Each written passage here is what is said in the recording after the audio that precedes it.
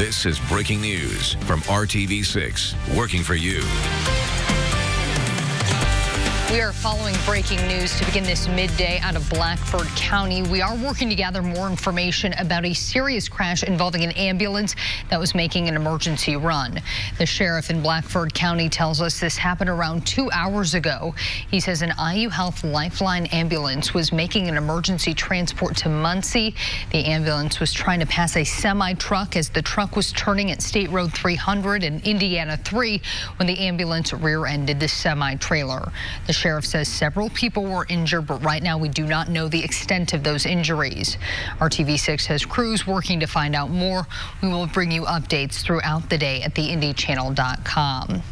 But first, we need to check in on the weather. It is a gorgeous day out there, and you're going to want to get outside and embrace it because, as meteorologist Todd Clausen is about to tell us, it's all taking a turn here as we head into the Thanksgiving holiday. Yeah, you know, we have two storm systems that are going to impact the area. One before Thanksgiving, one after Thanksgiving. Thanksgiving Day itself is going to be quiet, but not as nice as it is out there right now here in central Indiana. The sun is shining and temperatures are in the 40s and 50s. 51 in Indianapolis, that's already above normal. Our normal high this time of year, that is 47 degrees. So we'll continue to add a few more degrees on to the thermometer here this afternoon. Now, there's a little more in the way of cloud cover now compared to earlier this morning, and it's just this one band of cloud cover that is making its way through the area. So instead of completely sunny, it'll be partly cloudy this afternoon, and it's a little breezy, but again, it's better than the rain and the wind that we will see as we work our way into our Tuesday and eventually beyond. So this afternoon, temperatures will get up to about 54, 55 degrees for our afternoon high, and then this evening they'll slowly fall back down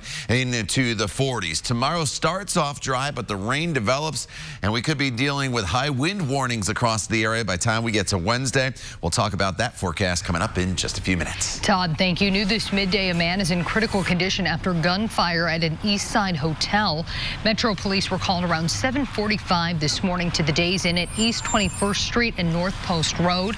Officers tell us they found a man who had been shot several times in a stairwell at the hotel. Police do not believe this shooting was random, but they do not have any suspects at this time. If you think you know anything about what may have happened, you can leave an anonymous tip with Crime Stoppers at the number on your screen, 317-262-TIPS. As we get into the holiday season, Metro Police are encouraging people to lock up their guns safely so that they are out of children's reach. Police say proper storage is critical during the holidays. People are traveling to homes where guns may not be stored with children's safety in mind. That's why IMPD released a public service announcement with that reminder.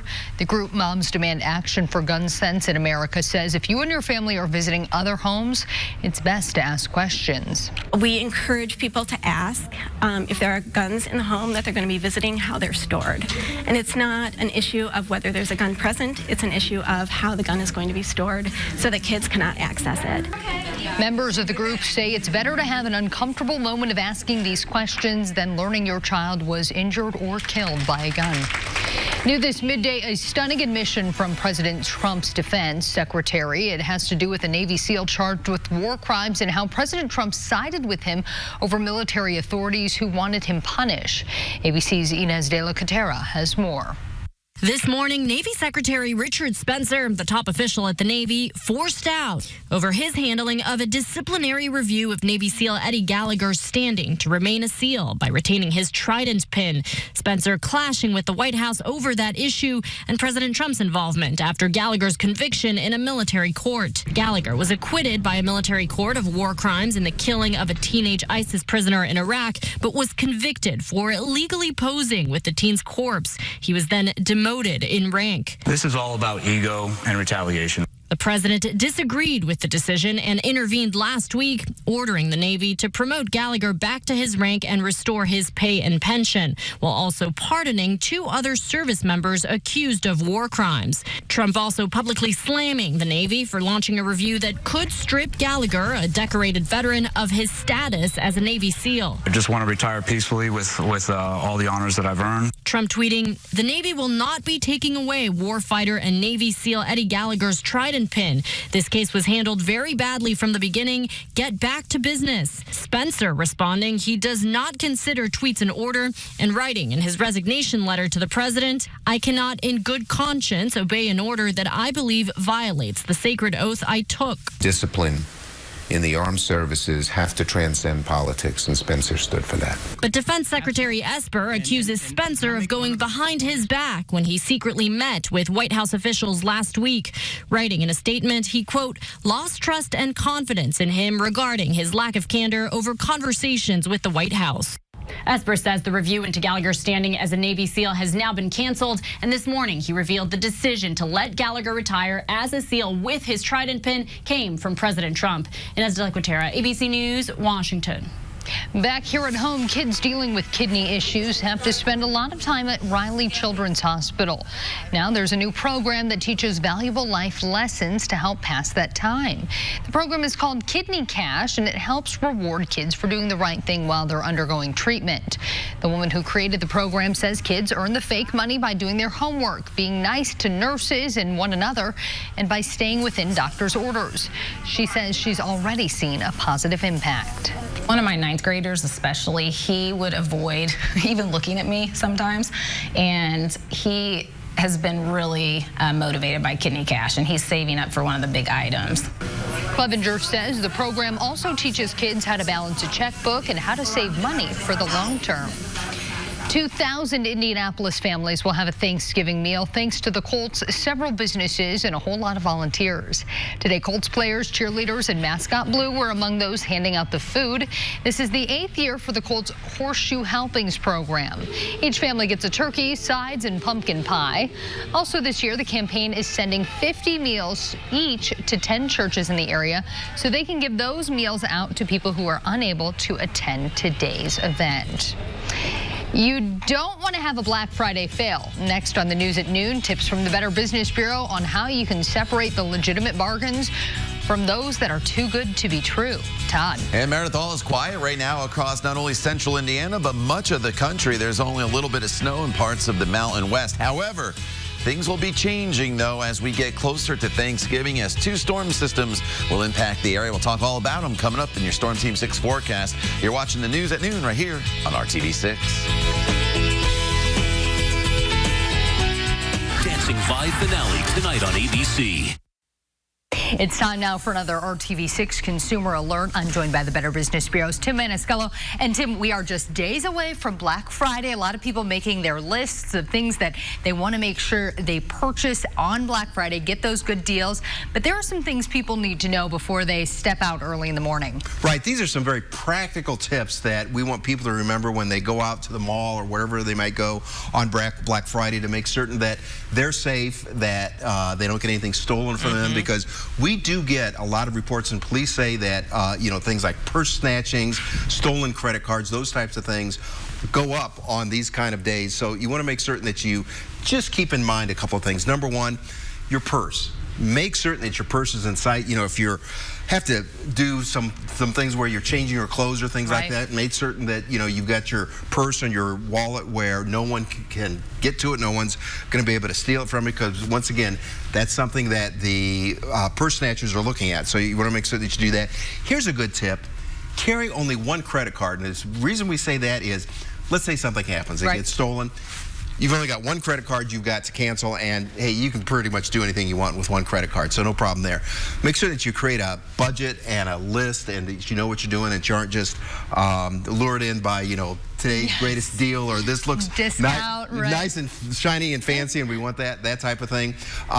Don't grab more than you can carry, because once again, let's say you're going out to your car and you've got a load full of things. Boy, that's where people who are going to try and, steal from you in the parking lot, they know that, and they are going to be looking out for people like that. And to go along with that, make certain that you've got your keys in your hand when you're walking out to your car, so that, you can get in the car. Because once again, people who are going to approach you and attack you in the parking lot, those are the kind of things they're going to be looking for. Don't leave the store, don't leave bags and things like that laying around in the store, so where they can't be or where you don't know where they are. When you use your PIN, cover the keypad yeah, so that they don't see where your pin is, those types of things. So just some practical things, because the people who want to do something to you, they are out in the malls, they are looking for people who are vulnerable. Don't make yourself vulnerable. And another good place to not leave your shopping bags in the backseat of your car where they're Exactly. visible. Try to put them in a trunk or cover them up by something. All right, Tim, some great advice. Hopefully everyone has a happy and safe and good, successful Black Friday. Absolutely. This has been another RTV6 Consumer Alert. The mayor of South Bend is out with another plan he hopes will win him some more votes. But it comes as yet another person makes a late entry in the race for the White House. That story coming up. 800-8888.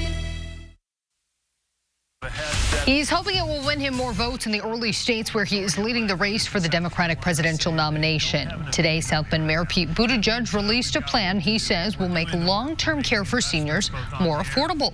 The plan would raise taxes on the wealthy to ensure the solvency of Social Security. Buttigieg says he would also offer a government benefit of $90 per day for those who need assistance with 2 or more daily living activities. His plan will also provide 12 weeks of guaranteed paid family leave and give you credit towards Social Security if you have to leave work to care for a family member. Buttigieg and the other Democrats in the race for the White House now have yet another rival. Former New York City Mayor Michael Bloomberg has announced he is running, and as ABC's Trevor Ault tells us, the billionaire is already spending a record amount of money. Now Mike is running for president. Yet another name joining the crowded field of Democrats running for president. Billionaire Michael Bloomberg, a former Republican, independent, and 3-term mayor of New York City, officially throwing his hat in the ring. Mike Bloomberg for president. Jobs creator, leader, problem solver. The announcement coming over the weekend. Campaign staff and moving trucks swarming the Bloomberg headquarters in Manhattan. With an estimated net worth of $53 billion, Bloomberg is one of the richest people in the world and now using his own money to fund his race for the White House. His campaign says he'll spend whatever it takes, and he's already dropping a massive $37 million on TV ads. That's more than half the total spent on TV ads this year by the rest of the Democrats combined. Telling billionaires that they can just come and buy elections, that doesn't make the democracy work. That is why multi-billionaires like Mr. Bloomberg are not going to get very far in this election. Bloomberg's decision to run seen by many as a criticism of the current Democratic field, particularly of former Vice President Joe Biden, who, like Bloomberg, is attempting to appeal to American moderates. At 77 years old, Bloomberg is marketing himself as a new choice for Democrats. And now he's taking on him. Bloomberg's campaign says he's going to skip the first 4 states of the Democratic primary, and as a self-funded candidate, he'll almost certainly not hit the 200,000 donor threshold that's needed to qualify for the next Democratic debate. Trevor Ault, ABC News, New York.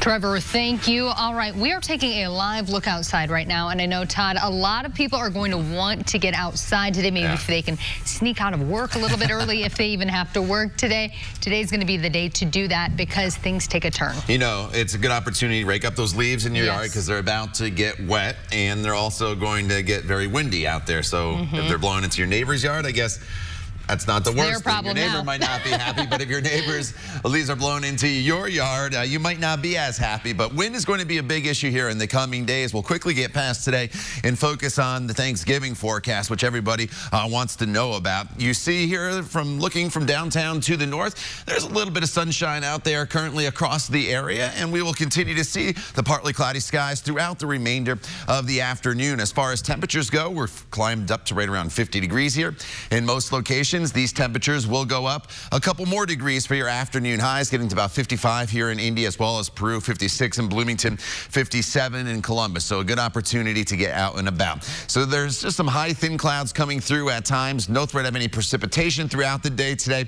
That is all going to stay to the north. And I want to show you the country as a whole. There's not a whole lot going on right now, but this area of snow that you see in Utah and Colorado becomes a big storm system for much of the Midwest tomorrow. And then there's another stronger stronger one just offshore that'll sweep across the country Thanksgiving and then eventually into the days after Thanksgiving. So let's fast forward to tomorrow, because this evening we are just fine. Tomorrow, rain chances will ramp up as the day goes on, but it's going to be mild. So we're talking about all rain in the forecast for your Tuesday, and it's going to become more steady and heavier as we get into the evening hours. So the morning commute is just fine.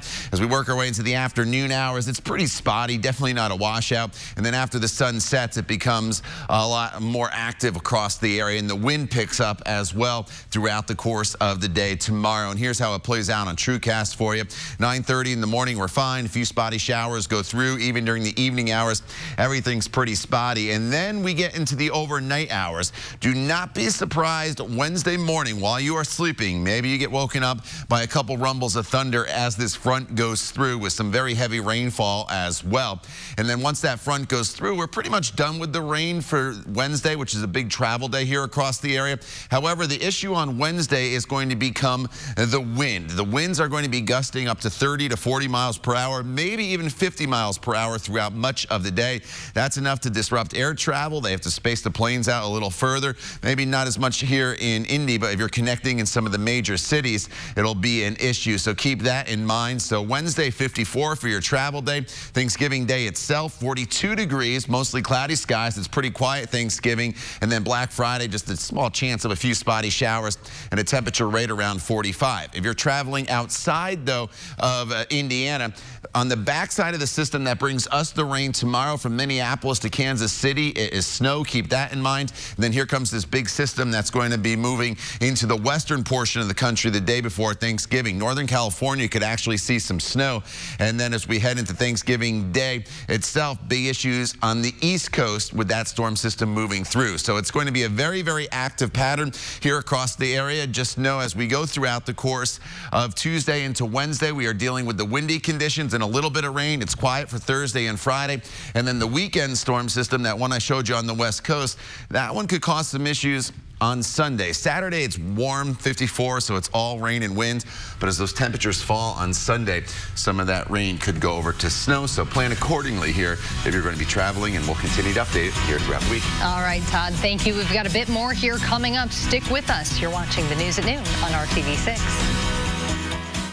1-800-CALL-KEN.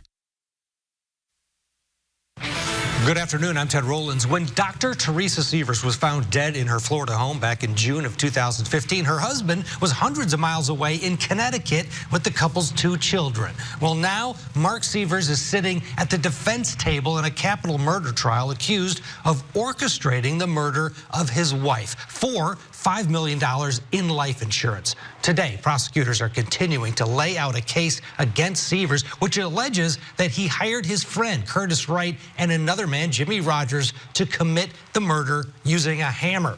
Dr. Teresa Sievers specialized in holistic medicine. Her sister told jurors that she was her best friend. You said your sister Teresa, you described her as your beautiful sister. Yes. She's a very pretty lady, isn't she? Yes, she was. And am I correct in saying that you and your sister had a very, very close relationship? Yes, we did. And you've previously described Teresa as your soulmate? Yes, she was. She is. The state's star witness is Curtis Wright, who agreed to testify against Sievers in exchange for a lighter sentence. We will have continuing live coverage of this trial and much more throughout the day on Court TV. Now back to you. Ted, thanks. You can learn more about more cases around the nation right now at CourtTV.com. The Pacers will be closer to full strength when they try to extend their winning streak to 3 games tonight. Point guard Malcolm Brogdon will be back in the lineup tonight when the Pacers host the Memphis Grizzlies. Brogdon has missed the last 3 games with back soreness, but he says he is now 100%. Tip-off against the Grizz is at 7 o'clock tonight at Bankers Life Fieldhouse. And won't be too bad if you get dinner not outdoors tonight maybe, but if you get dinner downtown and then walk over to Bankers Life, it won't be bad out, Todd. Yeah, no issues here today, no issues tomorrow morning. Wind and rain arrives tomorrow night through Wednesday morning. All right, Todd, thank you. And thank you for making RTV6 your choice for news. We hope to see you back here at 5. Have a great afternoon.